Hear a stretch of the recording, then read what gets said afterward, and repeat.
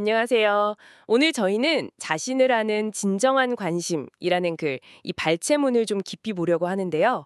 내 안에 좋은 점, 또 나쁜 점까지, 영혼과 정신의 가장 깊은 곳까지 아는 것.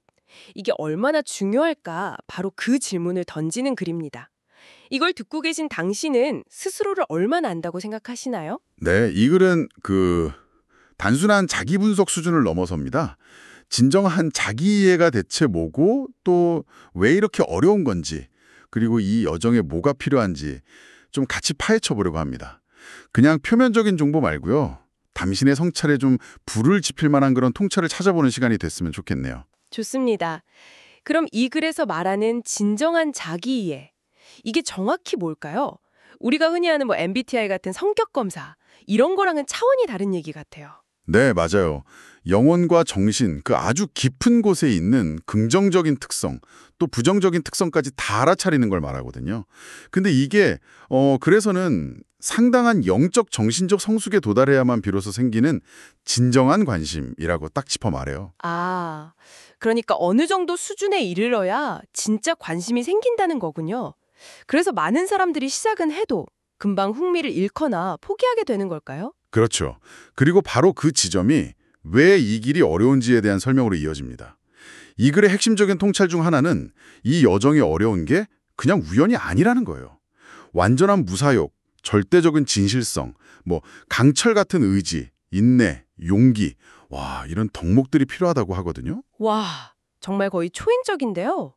그 기준이 엄청나네요. 그럼 시작하기 전에 이런 걸 다 갖춰야 한다는 건가요? 아니면 그 과정에서 길러지는 걸까요? 혹시 글에 힌트가 좀 있나요? 글 자체에서 명확하게 딱 나누진 않아요. 하지만 이런 덕목들이 요구된다고 표현하는 걸 보면요. 아마 이 여정 자체가 이런 자질들을 시험하고 또 단련시키는 과정이 아닐까. 그렇게 읽을 수 있겠죠. 게다가 현대사회의 큰 장애물로 물질주의를 딱 꼽습니다. 아, 물질주의요? 네. 우리가 가진 몸이나 영혼은 사실 그 영원한 정신, 그러니까 변치 않는 당신의 진짜 자아가 자신을 드러내는 도구일 뿐인데 자꾸 그 도구 자체, 예를 들면 물질적인 성공이나 외모 같은 거에만 집착하다 보면 정작 그 도구를 쓰는 주체, 즉 정신을 잊게 된다는 거죠. 마치 연장을 열심히 닦기만 하고 그걸로 뭘 만들지는 전혀 생각 안 하는 것과 비슷하다고 할까요? 아, 비유가 확 와닿네요. 도구에만 집중하다 본질을 놓친다. 그럼 그 영원한 정신에서 비롯되는 진정한 관심은 어떻게 찾을 수 있을까요? 그래서는 우리가 보통 쓰는 외적 이성, 그러니까 논리적이고 계산적인 생각만으로는 한계가 있다고 하는 것 같던데요. 맞습니다. 그 이기적인 욕구나 어떤 외비적인 목표 달성에만 맞춰진 생각, 그런 외적 이성 너머를 봐야 한다고 말하고 있어요. 진정한 자기 이해에 대한 갈망이나 관심은 내면 깊은 곳에 그 영원한 정신, 다시 말해 직관이나 영감 같은 더 깊은 차원에서 올라와야 한다는 거죠. 그러려면 아무래도 외부의 소음이나 피상적인 지식의 틀에서 좀 벗어날 필요가 있겠죠. 여기서 진짜 좀 의외의 주장이 나오는데요. 바로 교육 수준에 대한 이야기예요. 고등교육을 받은 지식인들보다 오히려 교육 수준이 낮은 사람들이 기존의 고정관념 같은 걸 버리고 이런 자기 이해에 더 열려 있을 수 있다. 이런 가능성을 제시하거든요. 이게 어떻게 가능한 거죠? 좀 반직관적인데요. 네, 굉장히 흥미로운 지적이죠. 이게 뭐냐면 때로는 우리가 가진 그 지성, 특히 고도로 발달된 지성이 오히려 강력한 방어막이 될 수 있다는 거예요. 자신의 지식 체계나 어떤 신념과 다른 새로운 관점, 특히 자기 이해처럼 좀 낯설고 깊은 영역에 대한 이야기가 나오면 본능적으로 거부할 수 있다는 거죠.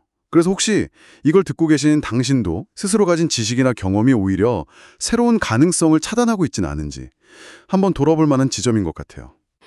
생각할 거리를 던져주네요. 결국 이 모든 과정은 정말 지극히 개인적인 여정이라는 걸 글이 계속 강조하고 있어요. 누구도 이걸 강요하거나 설득해서 억지로 끌고 갈 수는 없다는 거죠. 네, 그렇죠. 각자의 문명 그리고 내면의 준비 상태가 되었을 때 그때 자연스럽게 문이 열리는 길이다. 이렇게 이야기합니다. 그래서 다른 사람의 길에 함부로 개입할 권리는 누구에게도 없다. 이런 단호함도 좀 느껴지고요. 네. 그럼 오늘 살펴본 이 글의 핵심을 한번 정리해 주실까요? 네, 정리하자면 이 글에 따르면 진정한 자기 이해는 그냥 가벼운 호기심을 훨씬 넘어서는, 때로는 좀 고통스러울 수도 있는 깊은 탐구 과정이라는 겁니다.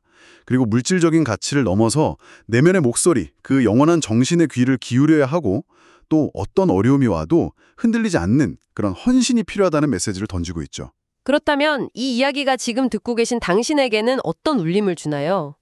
스스로를 알고자 하는 당신의 관심은 어디서 시작되었는지, 또 혹시 이 글에서 짚어낸 그런 외적인 요인들, 아니면 당신 안에 어떤 지적인 방어막 같은 것이 그 길을 막고 있지는 않은지 한번 성찰해 보시면 좋을 것 같습니다. 마지막으로 이 글은 운명이 자기 이해의 길을 예비한다고 말하는데요. 어쩌면 당신의 삶에서 벌어지고 있는 아주 작은 변화들이나 자꾸 반복되는 어떤 신호들 같은 것들이요. 당신도 모르는 사이에 이미 당신을 더 깊은 자기 성찰로 이끌고 있는 건지도 모릅니다. 꼭 거창한 계획이나 결심이 없더라도 당신의 여정은 이미 조용히 시작되고 있는 것은 아닐까요?